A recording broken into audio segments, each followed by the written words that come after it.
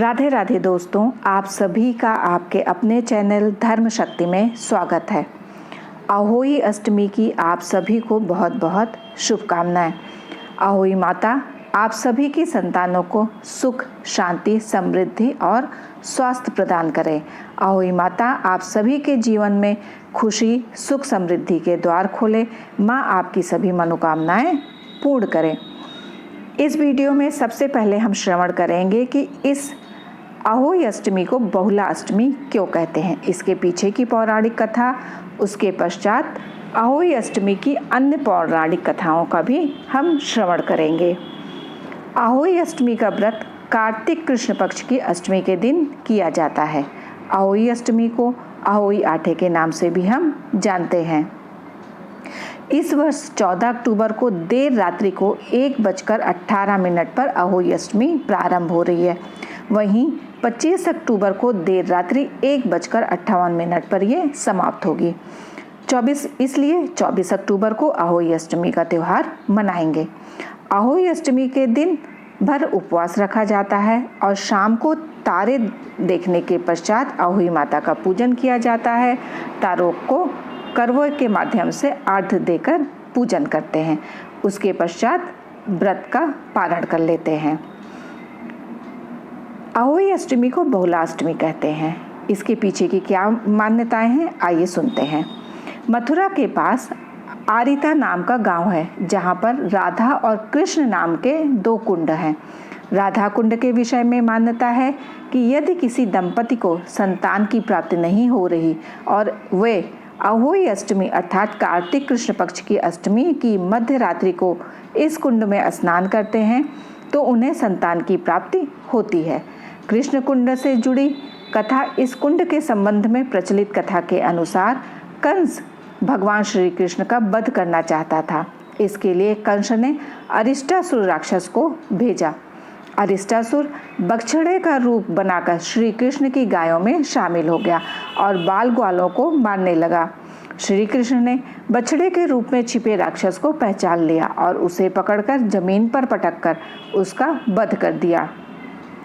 यह देखकर राधा ने श्री कृष्ण से कहा कि उन्हें गो हत्या का पाप लग गया है और इस पाप की मुक्ति के लिए उन्हें सभी तीर्थों के दर्शन करने चाहिए। राधा के ऐसा कहने पर श्री कृष्ण ने देवर्षि नारद से इसका उपाय पूछा।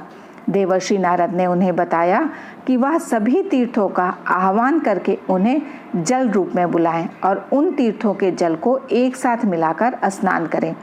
ऐसा करने से गो हत्या के पाप से मुक्ति मिल जाएगी। देवर्षि के कहने पर श्री कृष्ण ने एक कुंड में सभी तीर्थों के जल को आमंत्रित किया और कुंड में स्नान करके पाप मुक्त हो गए। उस कुंड को कृष्ण कुंड कहा जाता है, जिसमें स्नान करके श्री कृष्ण भगवान गौ हत्या के पाप से मुक्त हुए थे। कृष्ण कुंड का निर्माण भगवान श्री कृष्ण ने अपनी बांसुरी से किया था। नारद के कहने पर श्री कृष्ण ने अपनी बांसुरी के एक छोटा सा कुंड खोदा और सभी तीर्थों के जल से उस कुंड में आने की प्रार्थना की। भगवान के बुलाने पर सभी तीर्थ वहां जल रूप में आए। माना जाता है कि तभी से सभी तीर्थों का अंश जल रूप में यहाँ स्थित है। श्री कृष्ण ने बनाए कुंड को देखकर राधा रानी ने उस कुंड के पास ही अपने कंगन से एक और छोटा सा कुंड खोदा। जब भगवान श्री कृष्ण ने उस कुंड को देखा तो हर रोज उसी कुंड में स्नान करने का और उनके बनाए कृष्ण कुंड से भी ज़्यादा प्रसिद्ध होने का वरदान दिया। उस कुंड को देवी राधा ने बनाया था, इसलिए वह राधा कुंड के नाम से प्रसिद्ध हुआ। अहोई अष्टमी तिथि पर इन दोनों कुंडों का निर्माण हुआ था, इसलिए अहोई अष्टमी पर यहाँ स्नान करने का विशेष महत्व माना जाता है। प्रतिवर्ष अहोई अष्टमी पर राधा कुंड में बड़ी संख्या में लोग स्नान करते हैं। यहाँ स्नान करने के सभी मनोकामनाएं पूर्ण होती हैं। मान्यता है कि निसंतान दंपतियों को यहाँ स्नान करने से संतान रत्न की प्राप्ति होती है। कृष्ण कुंड और राधा कुंड की विशेषता है कि दूर से देखने पर कृष्ण कुंड का जल काला और राधा कुंड का जल सफ़ेद दिखाई देता है, जो कि श्री कृष्ण के काले वर्ण के होने का और देवी राधा के सफ़ेद वर्ण के होने का प्रतीक है। अन्य पौराणिक कथाएं जो अहोई अष्टमी के उपलक्ष्य में आती हैं, आइए अब उनका श्रवण करते हैं। प्राचीन काल में किसी नगर में एक साहूकार रहता था। उसके 7 लड़के थे। दीपावली से पहले साहूकार की स्त्री घर की लीपापोती हेतु मिट्टी लेने खदान में गई और कुदाल से मिट्टी खोदने लगी। दयोग से उसी जगह एक सेह की माद थी। सहसा उस स्त्री के हाथ से कुदाल सेह के बच्चे को लग गई, जिससे सेह का बच्चा तत्काल मृत्यु को प्राप्त हुआ। अपने हाथ से हुई हत्या को देखकर साहूकार की पत्नी को बहुत दुख हुआ, परंतु अब वह कुछ नहीं कर सकती थी। वह शोकाकुल पश्चाताप करते हुए अपने घर लौट आई। कुछ दिनों बाद उसके बेटे का निधन हो गया।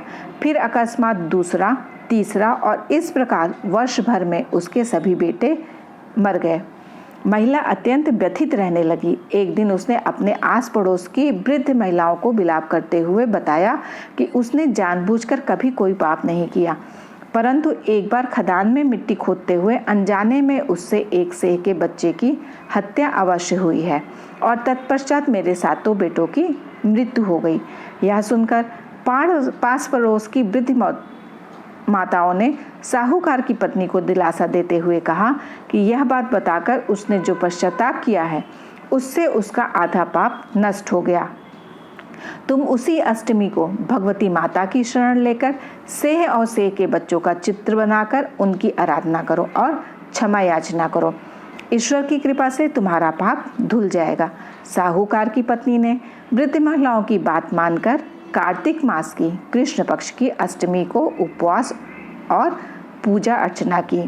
वह हर वर्ष नियमित रूप से ऐसा करने लगी। बाद में उसे 7 पुत्र रत्नों की प्राप्ति हुई। तभी से अहोई व्रत की परंपरा प्रचलित हुई। एक अन्य कथा मिलती है जो कि प्राचीन काल में दतिया नगर में चंद्रभान नाम का एक आदमी रहता था। उसकी बहुत सी संतानें थीं, परंतु उसकी संतानें अल्प आयु में ही अकाल मृत्यु को प्राप्त होने लगती थी। अपने बच्चों की अकाल मृत्यु से पति पत्नी दुखी रहने लगे। कालांतर में तक कोई संतान न होने के कारण वह पति पत्नी अपनी धन दौलत का त्याग करके वन की ओर चले गए और बद्रिकाश्रम के समीप बने जल के कुंड के पास पहुंचते हैं तथा वहीं अपने प्राणों का त्याग करने के लिए अन्न जल का त्याग करके उपवास पर बैठ जाते हैं। इस तरह 6 दिन बीत जाते हैं। तब 7वें दिन एक आकाशवाणी होती है कि हे साहूकार, तुम्हें यह दुख तुम्हारे पूर्व जन्म के पाप से मिल रहा है, अतः इन पापों से मुक्ति के लिए तुम्हें अहोई अष्टमी के दिन व्रत का पालन करके अहोई माता की पूजा अर्चना करनी चाहिए, जिससे प्रसन्न हो अहोई माता तुम्हें पुत्र प्राप्ति के साथ साथ उसकी दीर्घ आयु का वरदान देंगी। इस प्रकार दोनों पति पत्नी अहोई अष्टमी के दिन व्रत करते हैं और अपने पापों की क्षमा याचना मांगते हैं। अहोई माँ प्रसन्न होकर उन्हें संतान की दीर्घायु का वरदान देती हैं।